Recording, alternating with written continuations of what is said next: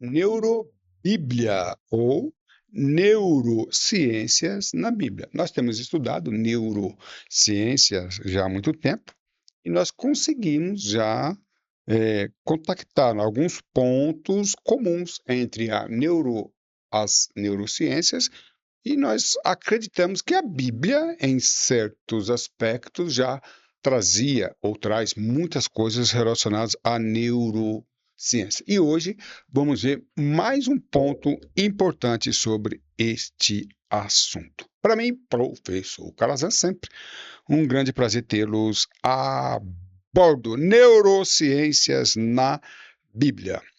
Lembrando que esta concepção também é estudada na outra abertura nossa de Calazans, provas e concursos. E o que nós vamos estudar hoje aqui é que decorar não é aprender. Como aprender de forma eficiente e eficaz. E aí eu vou apresentar aqui o problema de alunos e concurseiros. Na concepção Calazans Provas e Concursos, nós damos muitas assistências a alunos, concurseiros, e tem uma pergunta, um problema que muitos alunos apresentam, e é esta pergunta: como, professor Calazans, na hora da prova ou do concurso, eu vou me lembrar do conteúdo?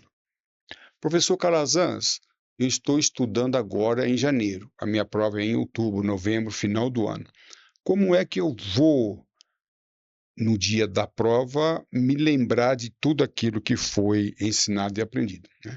Primeiro, eu preciso saber se você estudou e aprendeu. E estudar não é necessariamente aprender. Deveria ser, mas nem sempre é. Para que eu estude e tenha um resultado da aprendizagem, é necessário percorrer um processo. Mas vamos lá. O problema maior das pessoas é esse aqui, é inserir o conhecimento ou informação. Conhecimento e informação não é a mesma coisa, mas aqui eu vou ter como sinônimos. Inserir uma informação, inserir um conhecimento, guardar e resgatar. O estipulando, o concurseiro, o aluno vai fazer a prova e no momento da prova ele não lembra de nada daquilo que está, de nada daquilo que foi apresentado na prova. Dá-se a impressão que nunca estudou aquilo. Às vezes até estudou, mas não soube inserir. Só lembrando que as neurociências utilizam termos diferentes em relação a esses três aspectos aqui, mas o que eu vou falar está dentro da neurociência. O outro assunto é guardar. Guardar. Ele estudou. No primeiro caso, ele não lembra nem que estudou aquele assunto, não sabe se estudou ou não estudou. No segundo caso, ele sabe que estudou o assunto. Ele tem certeza que estudou, mas não lembra de nada sobre aquele assunto. E para ele relembrar, ele precisou consultar depois da prova os manuais, livros e assim por diante. Então, ele inseriu, tanto é que ele se lembra daquele assunto, mas não consegue resgatar. E no terceiro, o melhor, ele inseriu aquele assunto, mas não guardou. Aquilo não ficou na mente dele. Ele sabe que estudou determinado assunto, tá? Mas não guardou. No primeiro caso, ele nem sabe se estudou ou não, né? Ou seja, o assunto não foi introduzido na sua mente.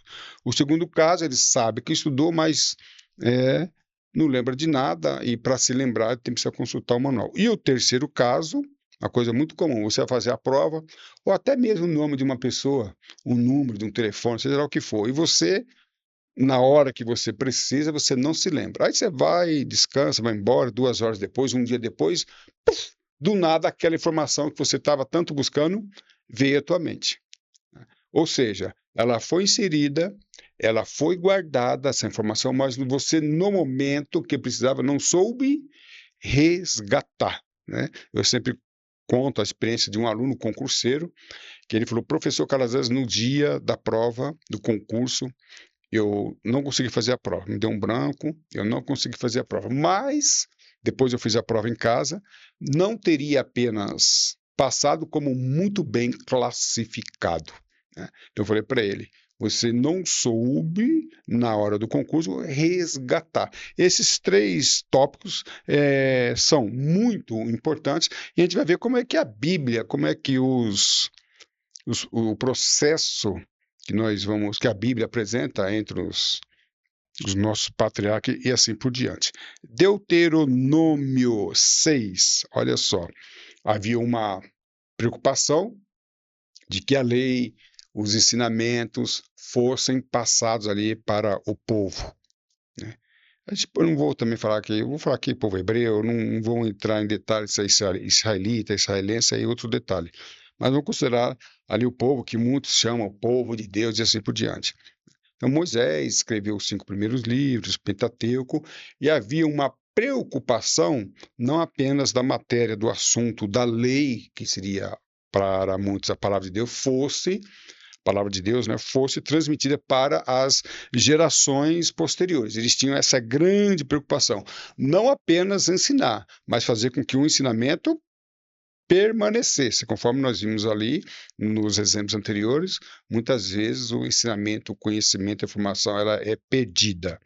E em Deuteronômio 6, 7, diz assim: essas palavras que hoje te ordeno estarão no teu coração. Lembrando que no original, a palavra coração também representa mentes ou cérebro. Também não vamos fazer a diferença de mente e cérebro, são coisas diferentes, mas aqui hoje a gente vai também considerar como sinônimo.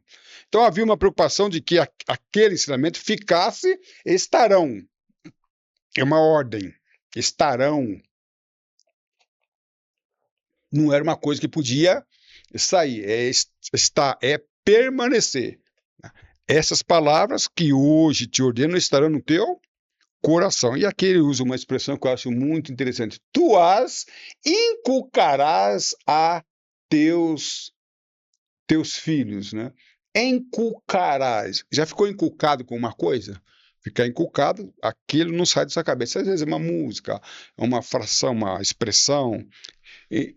Vamos lá? Inculcarás. Ficar inculcado é ficar com uma mensagem, com uma informação bem clara, gravada em nossas mentes. Tá? Então, essa é a preocupação do legislador. Não apenas ter escrito a palavra, ter escrito a lei, mas que a lei ficasse, estarás no teu coração. Viu só a preocupação?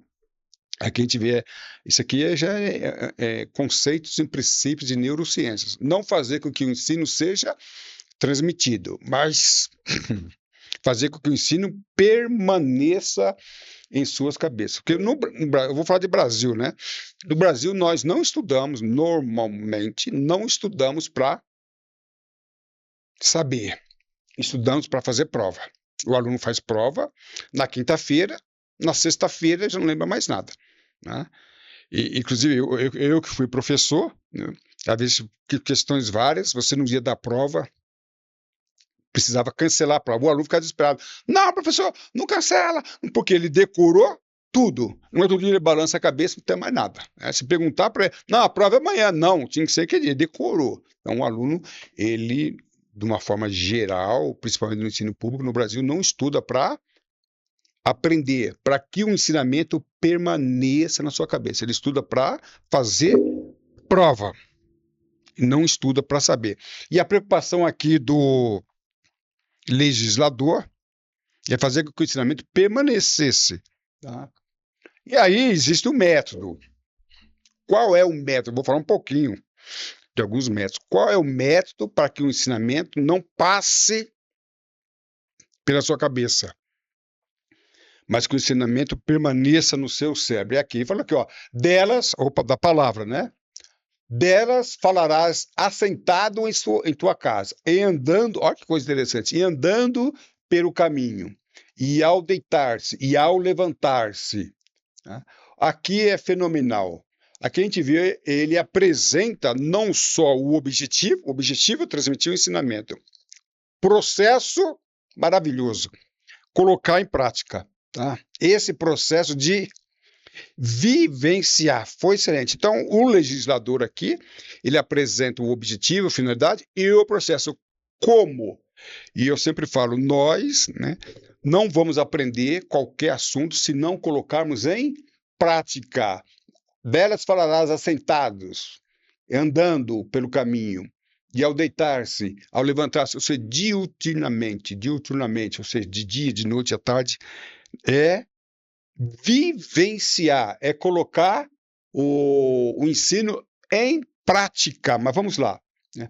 Ó, Tiago 1, 23, 24, olha o que diz a Bíblia lá em Tiago. Aquele que ouve a palavra, é um ensinamento, mas não a põe em prática, aqui, o que foi falado lá no Velho Testamento é repetido no Novo Testamento.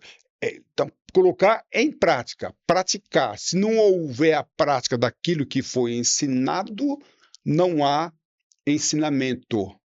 É semelhante a um homem que se vê no espelho, mas, depois de olhar para si mesmo, sai e se esquece da sua própria aparência. Eu olho aquele que aprende a palavra, o ensinamento, e não coloca em prática, é semelhante àquele homem que olha, imagina se é um absurdo. Me olho no espelho, eu saio, não lembro qual era a minha fisionomia. Isso é interessante, porque isso quer dizer o quê? Aquilo que eu vi não ficou gravado. A intenção, o objetivo do legislador do Velho Testamento não era ensinar. Eu estou sendo repetitivo. Alguém falou assim, professor Calazans, você é muito repetitivo. Parabéns. Repetição é a rainha da memorização. Então, é essa a intenção. Que absurdo eu não registrar, não ficar gravado na minha mente a minha aparência. Então vamos lá? Velho Testamento, vivenciar, colocar em prática. Repetição, a rainha da memorização. Claro que a repetição também tem um método, não é ficar repetindo de qualquer jeito, de qualquer maneira. E decorar não é aprender, tá? Não é a mesma coisa. Para eu aprender, eu não posso apenas ficar decorando. Eu tenho que vivenciar, né?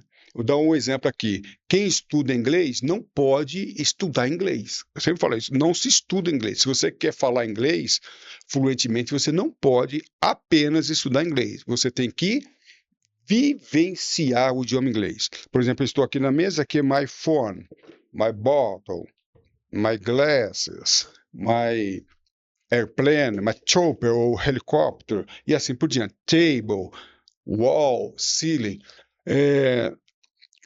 Alguém uma vez me perguntou, professor, como é que eu vou gravar todos os verbos em inglês? Como que eu vou decorar? E a pessoa dá aquele seguinte método, decora 10 verbos por dia. Em uma semana, você terá decorado 70 verbos. No final do mês, 30. Ao final de um ano, 365. Balela, balela, balela.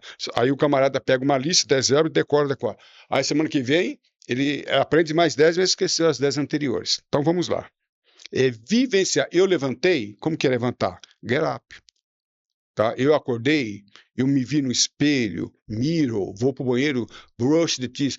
Todo dia você faz isso.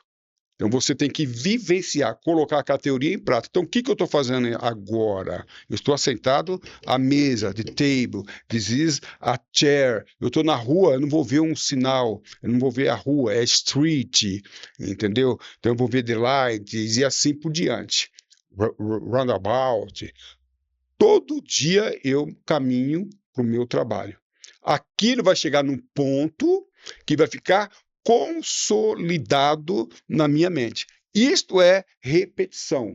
Aprender, não decorando, não, claro que você tem que estudar, fazer consulta manual, fazer consulta a dicionário, tudo bem. Mas se você não vivenciar, você não pode estudar 1 hora de inglês por dia, 15 minutos de inglês por dia e achar que está aprendendo inglês. Se você não vivenciar. Ok? This is my bottle. I am drink the water. Estou bebendo água e assim por diante. Você tem que fazer tudo aquilo que você faz no seu dia a dia, transformar para o inglês. Eu esqueci como que é pentear o cabelo. Esqueci. To comb, escovar, to brush, e assim vai por diante. Então, se você esqueceu hoje, não tem problema. Você vai, consulta o manual, e depois, no outro dia, você consultou o manual, você trouxe a mente. Vai chegar uma hora que isso vai ficar tão comum a você que vai ficar gravado, né? É o que o inglês chama de path in the brain, né? Criar caminhos, ou neural path, né? Também outra expressão. Você vai criar um caminho no seu cérebro, aquele caminho vai ficar tão consolidado, é igual quando como você atravessa um jardim, já viu? Uma área gramada? A pessoa começa a passar, de repente ele fica duro e fica consolidado. É a mesma coisa, tá bom? Direito, vamos lá ver culpa. Então eu estudei direito, culpa, negligência, imprudência, imperícia. Negligência, imprudência, não. Aí eu estou na rua e eu vi um carro numa rua pública onde tem uma escola, velocidade máxima 40 por hora, 30 por hora. O camarada passou a 60, 70. Quando ele faz isso, essa conduta dele é o quê? É imprudência, é imperícia ou negligência?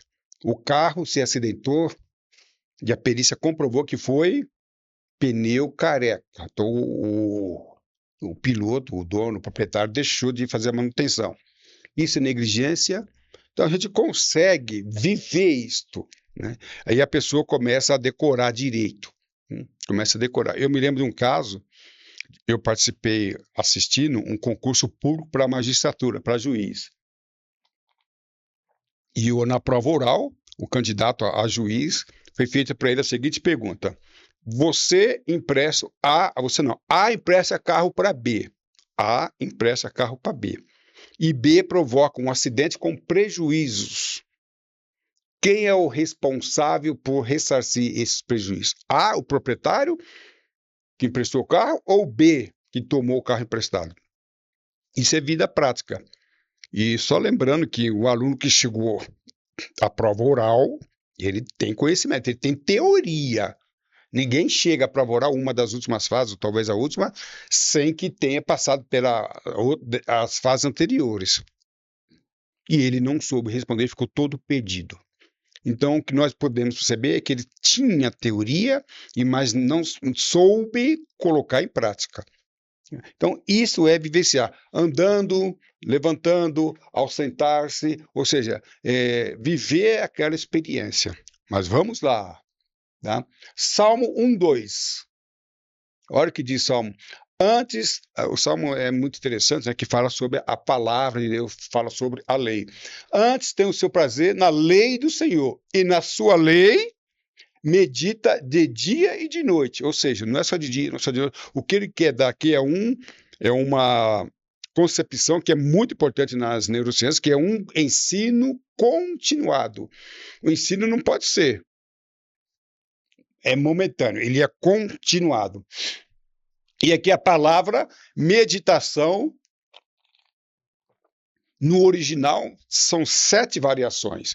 E sendo uma delas, regurgitar. Quando eu ouvi essa palavra regurgitar, no original também representa regurgitar, eu me lembro que eu fui criado no campo, na roça, quando criança, adolescente.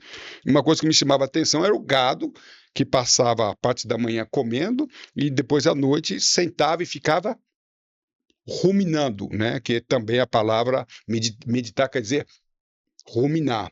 Então, o que é ruminar? Ruminar é você ficar mastigando aquilo que você adquiriu. Claro que o gado tem um sistema digestivo diferente da gente, mas é ruminar. Fica ruminando, ou seja, fica pensando naquilo, aplicando. Eu estudei hoje a palavra tal, a passagem tal bíblica, como que aquilo se aplica na minha vida. Tem muita gente que lê a Bíblia e não tem nem noção da aplicação prática. E aí vamos repetir. O legislador do Velho Testamento, no caso Moisés, deixou bem claro: vocês precisam aprender a colocar em prática. E tudo aquilo que nós aprendemos, como é que nós colocamos em prática? Então, não basta eu ler a Bíblia, eu tenho que ler a Bíblia e mostrar a aplicação prática. Tem muita gente que lê a Bíblia, um capítulo por dia, 2 capítulos por dia, eu fico um pouco apreensivo, porque só ler a Bíblia, né, ao invés de ler 2 capítulos por dia, seria interessante que ele lesse um capítulo e ficasse ali depois uma meia hora, 1 hora, meditando naquele texto bíblico que ele leu, como que ele faz aquela aplicação prática, tá bom? Eu me lembro do William Douglas. Ele escreve seu livro de provas de concurso, que ele é judoca, ele foi judoca, e quando ele estava no banco, na fila, ele ficava imaginando, se eu tivesse que atacar aquela pessoa, qual golpe eu daria para inutilizá-la, mobilizá-la? Achei muito interessante isso, né? Qual golpe eu daria? Quando ele faz isso, ele está fazendo uma aplicação, um ensino contínuo, constante, né? Então eu falei isso para aquela pessoa. Se eu tivesse que falar daquela instrução, uma pessoa na rua me perguntou onde fica o restaurante X. Se eu tivesse que explicar em inglês como é que eu falaria isso em inglês? Isso é um estudo é ficar ruminando em tudo aquilo que você aprendeu. Lembrando, aprendizado não é apenas estudo, é também vivência, viver, praticar. E a gente vê, na realidade eu fiz um estudo muito amplo, eu ficaria aqui 2, 3 horas falando sobre esse assunto, neurociências dentro da Bíblia, mas a gente resumiu aqui, meditar.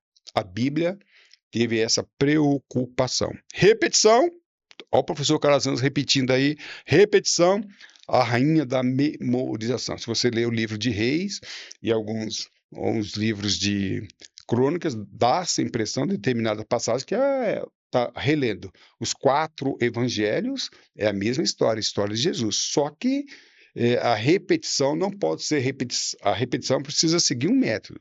Tá? Você está vendo, eu tinha um professor de direito que ele pedia que nós estudássemos vários livros de vários autores diferentes para ver o mesmo assunto com uma visão diferente. Então, ele queria que nós repetíssemos. Não é ler o mesmo livro 3, 4 vezes. Não, o mesmo assunto em situações diferentes, né? Então, o livro de Mateus é escrito para os judeus, não é isso? O livro de Marcos é escrito para os romanos, Lucas para os gregos, João para os gentios. É o mesmo assunto com uma abordagem diferente. Por que o livro de Mateus é escrito para os judeus e começa com genealogia? Porque Jesus veio para os judeus e os judeus não o aceitaram porque eles acreditavam que não era da linha real. E por que que começa com genealogia? Começa com genealogia provando que ele era descendente da raiz de Davi. Ora, se Davi foi rei, ele também poderia ser rei, né? Essa abordagem não caberia para os romanos e nem para os gentios, e muito menos para Lucas, né? O Lucas escreveu para os gregos. Então, repetição não é repetir a mesma coisa diversas vezes, não, é repetir o mesmo assunto com uma ótica, com uma abordagem diferente. Isso que é interessante. Salmo 119, 11. Guardei a tua palavra no meu coração para não pecar contra ti. Quem fala isso aqui é Davi, é sensacional o que ele fala. Então, nós vimos lá no início da aula, inserir. Inserir é uma preocupação do legislador, inculcarás na cabeça. Mas a outra preocupação não é só colocar na cabeça, é fazer com que a palavra, a lei fique guardada. E Davi teve essa preocupação. Guardei, ele guardou, ele não apenas inseriu a informação, ele não apenas, ele guardou. Isso aqui é sensacional. O que Davi fala aqui é sensacional. Então, eu guardei, e eu aprendi neurociências, aqui, claro que Davi não falou isso, né? Eu aprendi neurociência, então não importa apenas que a palavra seja inserida, é importante que a palavra seja guardada, e coração é cérebro. Guardei a tua palavra, então não apenas você estudar a palavra, no caso a lei, é guardar, pura neurociência. Olha só que diz João 14, 26. Antes de eu falar João 14, 26, lembrando que inserir a palavra, tá? Inserir, né? Inculcarás, andando. Então, Moisés deixou bem claro isso aí. Depois, Davi entendeu, mas ele, além disso, ele guardou. Agora, a pergunta que muitas pessoas fazem é aquela que eu fiz no início. Como professor Calazans, eu vou, em dezembro, me lembrar da matéria que eu estudei? E na Bíblia, você já viu a Bíblia? A Bíblia são 66 livros, né? 37 livros do Velho Testamento, não é isto? É 27, né? 39